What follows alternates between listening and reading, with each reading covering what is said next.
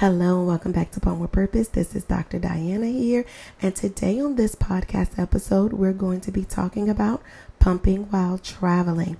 This is our next edition in our pumping survival guide. So if you are interested in the full survival guide, you can visit www.pumpwithpurpose.com and go and scroll down to the bottom. You will see to subscribe with your email and you will receive the entire guide. Also, if you scroll down to the bottom of our website and you see the Linktree link, you can click that link. And once you click the link, you go to Amazon storefront. And a lot of our products that we're going to talk about today will be there in the travel and storage section. So I'm going to say right now, let you know, this is the episode with the sauce of the secret sauce, because I always get these questions about pumping while traveling, and whether that's bus, plane, train, or car. We're going to talk about it all today. So first and foremost, when you are pumping while traveling, the biggest thing is, drum roll please, sticking to your normal schedule when possible. Now, I completely understand if you know you're going to be traveling, you're going to not make some sessions, plan ahead. Like if you're going to miss with a plan. If you're going to miss, don't just miss and all of a sudden go 6 hours and 3 hours and 2 hours and 5 hours and 4 hours and all over the place. Being consistent as possible is so important.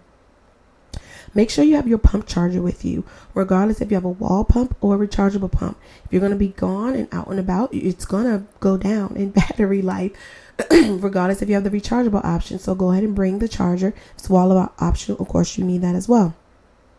And if you have a rechargeable pump, making sure the pump is fully charged before leaving. Before leaving, make sure you have a full charge. Charge that pump up just in case, something happens and you're not able to get to, an outlet. You have a few sessions to go. You also want to make sure that, regardless of how you're traveling, if you're going by car, there are different adapters that you can get as well. So that's going to be very, very important. Making sure you have your adapter. So if you're in a car, and some cars, some pumps have the actual cigarette outlet that goes right into the pump. Some, they're also the full vol or just different brands on Amazon. That is a car charger. That's a cigarette lighter, and the other side of it is an outlet. So you can make sure that even if you're in the car, you're able to use your pump regardless. Or if your car is like my car, where you have an actual outlet in the car, so that makes it a little bit easier and better. Some pumps have the bigger, when you plug it in, it's the bigger. So it depends on how your outlet is. So like I have an extra extension cord in my car just in case, so I can just plug the bigger piece that goes into the outlet. It won't fit in my car area without having an extension cord that it can just plug into easily. I hope that makes sense. Then you want to bring additional parts, your spare parts, for your usual setup, whether that's tubing, backflow protective flanges, duckbills, bottles, bags. You want to have 2 of everything. Also because, at least 2 of everything. Also because if you're going to do so, you're going to want to make sure that you can wash less as well. Have a collapsible wash basin. Also my Amazon storefront in the travel section as well. To make sure that regardless, you can collapse it down. It can go in your regular sink, but when you're leaving, you can also take it with you. Making sure, I'm going to give you the secret sauce, more secret sauce, having a manual pump.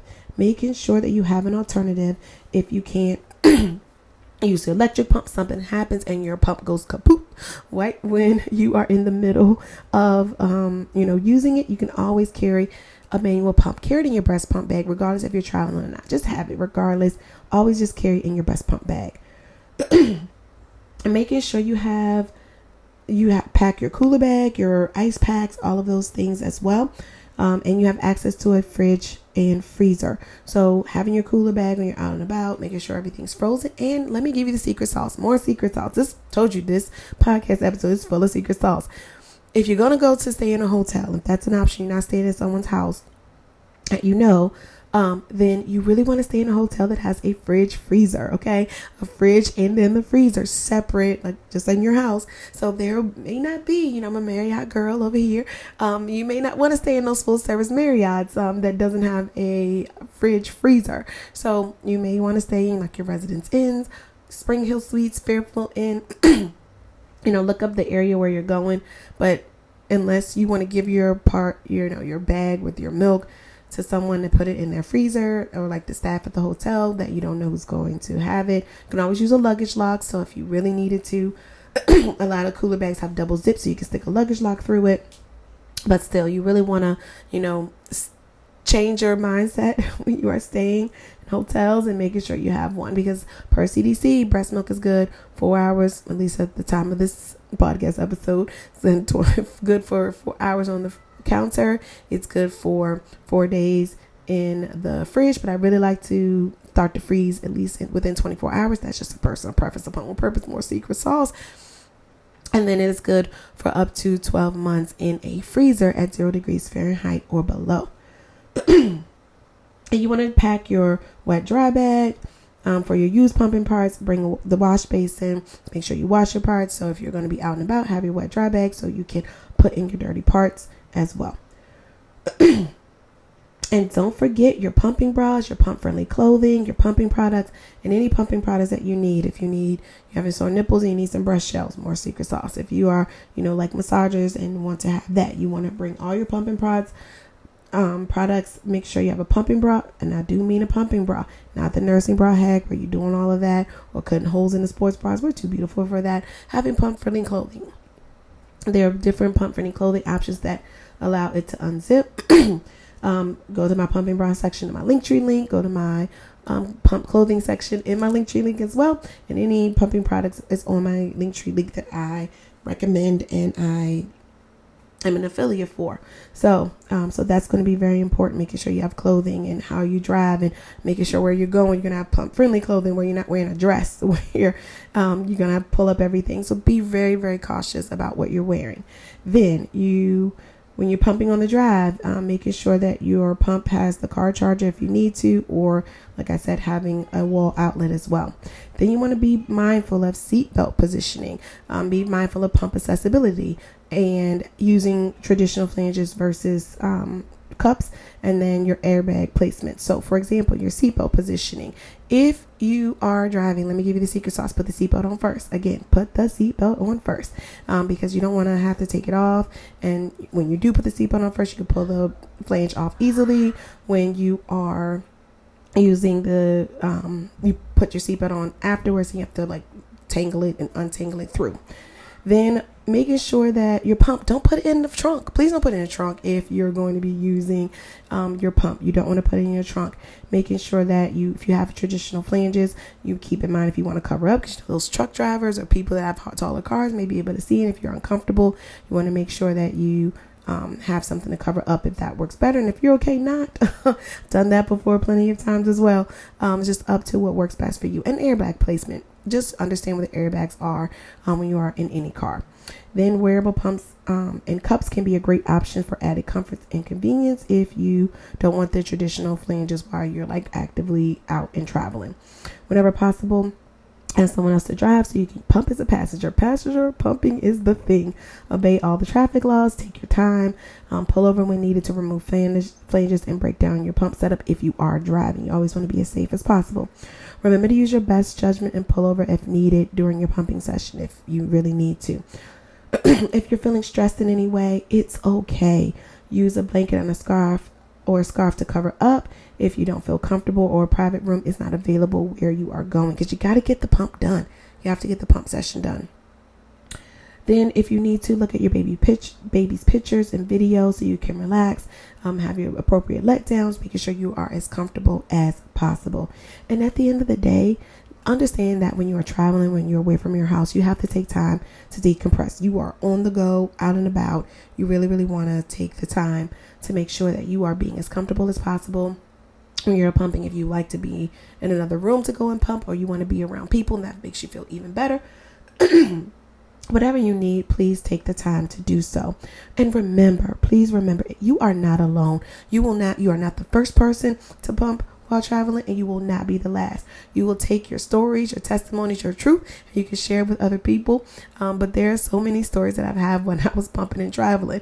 Taking too much stuff, overpacking on my first journey was a big thing that I did way too much of.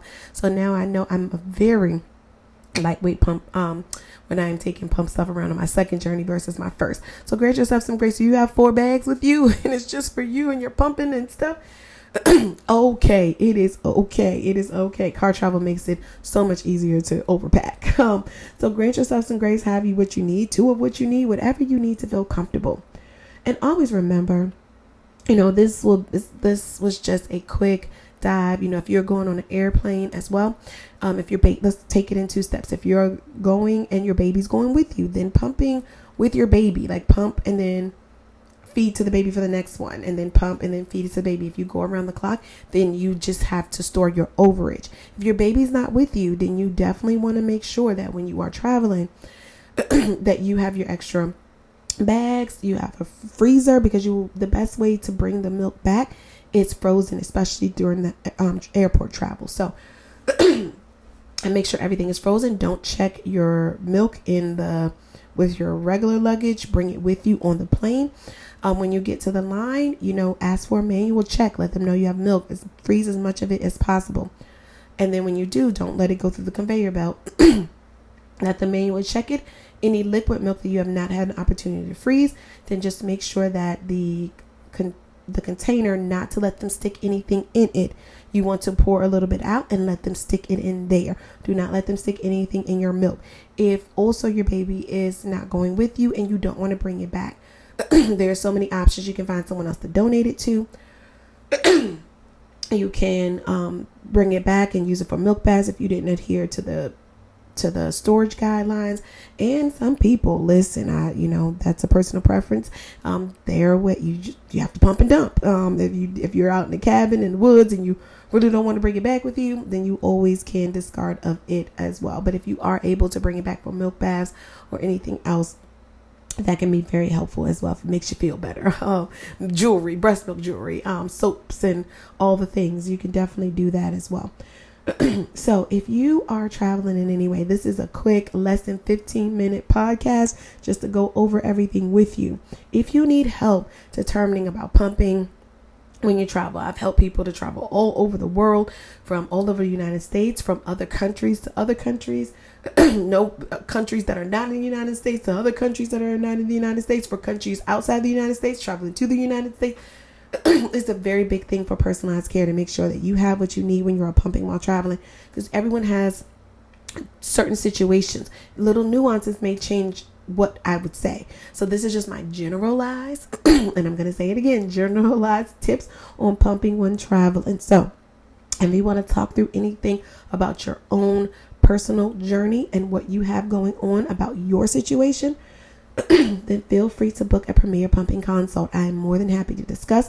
Make sure you have the right pump, flange, products, and schedule, making sure that you know how to empty out your breast effectively and efficiently. Because sometimes when you're other places, your bodies may respond a little differently. So you may want to just make sure you have the right pump settings, pumping technique, and you are setting yourself up for success when you are pumping while traveling. So feel free to book a Premier Pumping Consult. The website is www.pumpwithpurpose.com. I'm so happy to help you on your journey with personalized care, because it is key on this platform. So this is Dr. Diana here. This is my podcast episode on pumping while traveling, full of the secret sauce. So please be sure to listen to this, take notes, get what you need from this episode. It's a good one. So until next time, with Pump with Purpose.